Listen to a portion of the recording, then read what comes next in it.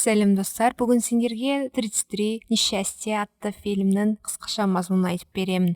Видео басталмас бұрын маған лайк басып, видеоны қолдап кетіңдер. Фильм басы кейіпкерлерді таныстырумен басталады. 14 жастағы Вайлет Бодлер әлемдегі ең жақсы өнертапқыштардың бірі болып саналады. Бодлердің ортаншы ұлы Клаус кітап оқуды өте жақсы көретін және оқығанның бәрін жаттап алады. Сонымен бірге үлкен әпкесі Вайлеттің ойлап тапқан құралдарын өзіне тексереді. Солнышко есімді кенже қыздың көзіне түскен бәрін кеміретін қызық хоббиі бар. Бір күні жергілікті айыппұл департаментінің өкілі Пол мырза балалардың қасына келіп қайғылы хабарды айтады. Олардың ата-аналары жан түршігерлік өртте қайтыс болды. Ал тергеу комиссиясы үйді өртенгенін және жалынның алыстан қандай да бір оптикалық жүйенің көмегімен тұтанғанын анықтай алғанын айтады. Клаус әкесінің үстелінің жәшіктерінен аман қалған жалғыз подзорная трубаны табады. Бірақ ол сол жерде нағып тұрған не үшін керектігін білмеді. Бір түнде балалар жетім қалып, ең жақын туысының қамқорлығына жіберіледі.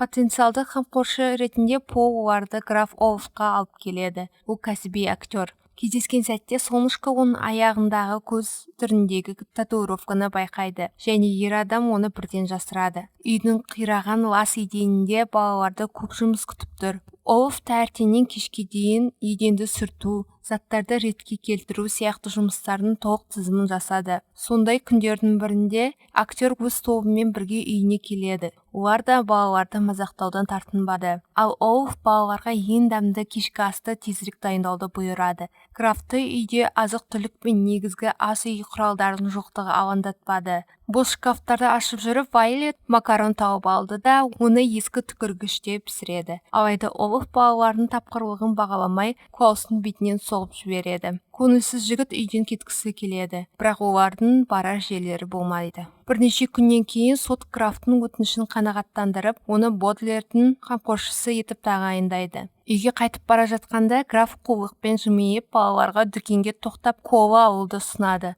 Шыққан соң көліктің барлық есіктерін кілттеп тастады. Балалар машинаның дәл теміржол бойында тоқтағанын және пойыздың кесте бойынша келе жатқанын көріп шошып кетеді. Олар қорқып Пол мырзаға звондайды. Бірақ шудың кесірінен банкир олардың сөздерін ести алмайды. Содан кейін Вайлет қарапайым өнертабыс ойлап тапты да, оның көмегімен ол стрелканы ауыстырып пойызды басқа бағытқа бағыттай алады. Жақын жерде Пол көрініп, оған жүргізуші орнынан қол бұлғап тұрған сәбиді байқап актерге ашуланып, балаларды алып кетеді. Келесі қамқоршысы Монгомери ағай, мейірімді гепатолог, жыландарды зерттеумен айналысады. Аға балаларды қуана қарсы алып, оларды өз үйіндегі серпентариймен қуана таныстырады. Және ол ең соңғы табылғандардың бірін керемет жыланды ерекше құрметпен ұсынады. Ол оның ең мейірімді жылан екеніне сендіреді. Сондай-ақ ағай ертең Перуге бару үшін заттарды жинау керектігін айтады. Кешке ол балаларға әйелі мен балаларының өртте қалай қайтыс болғанын айтып береді. Есік қоңырауы естіліп, табалдырықта Олаф графы Стефани есімді итальяндық көмекші болып өзін таныстырады. Балалар бейбақты танып, Монгомери ағайға оның алаяқ екенін айтады. Ағай да оның алаяқ екенін түсінеді. Түнде бәрі ұйықтап жатқанда Олаф ғалымды улайды. Таңертең полицейлер келіп, ал Олаф ағасын жылан шағып алғанын айтады. Балалар детективтерді ағаларын улаған Олаф екенін сендіруге тырысады, бірақ нәтиже болмайды. Алайда Солнышко жақын жерден жыланды байқап, онымен ойнай бастайды. Детективтерді оның зиянсыз екеніне сендіреді.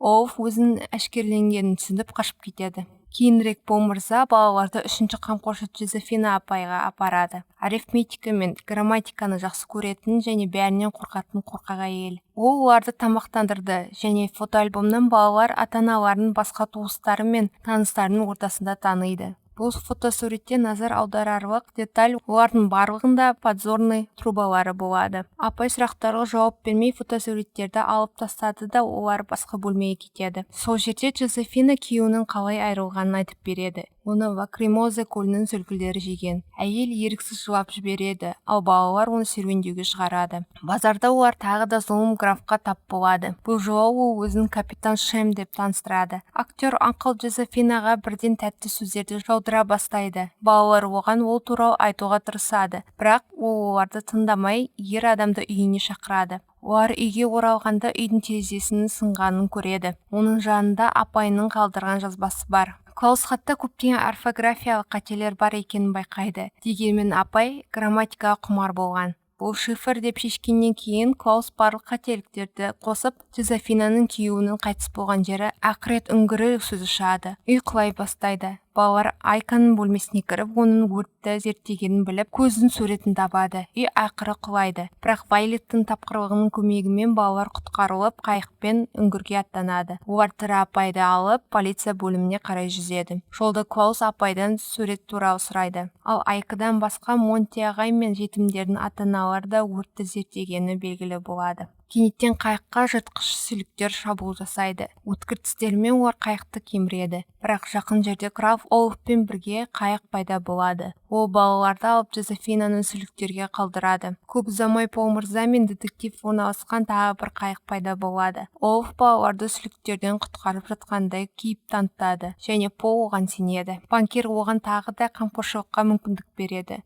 Олаф балалар қайтыс болған жағдайда, егер олармен қандас немесе некеде туыс болмаса, мұрадан бір тиын да алмайтынын біледі. Олаф Вайлетке үйленуге шешім қабылдайды. Граф үйлену тойы туралы пьеса ұйымдастырады. Онда бейбітшілік судьясының рөлін нағыз судья атқарады. Сондықтан заң бұл некені шынайы деп таниды. Граф егер пьеса қандай да бір себептермен орындалмай қалса, немесе Вайлет оған келісемін деп айтпаса, солнышко отырған торын үлкен биіктіктен құлатып, оны өлтіремін деп қорқытады. Қойылым кезінде Клаус солнышконың торына төбеге шығып, оны шатырға тартады. Онда ол көз ретінде стильдендірілген үлкен үлкейткіш линзаны табады. Оны суретпен салыстыра отырып, Клаус дәл осы линзамен Олаф Бодлер мен Монти ағайдың үйлерін өртеп жібергенін түсінеді. Клаусқа Олафтың адамдарының бірі Фернальд шабуыл жасайды. Бірақ жетім балаға сәтсіз шабуыл жасап, балконнан құлап кетеді. Олаф қол қойылған келісім шартты қолына алып, жиналғандарға тек Бодлердің ақшасы үшін үйленгенін мойындайды. Бірақ Клаус линза арқылы келісім шартты өртеп жібереді. Граф Олаф дереу ұсталады, сотталады. Судья оған граф бақытсыз балаларды басынан өткіздірген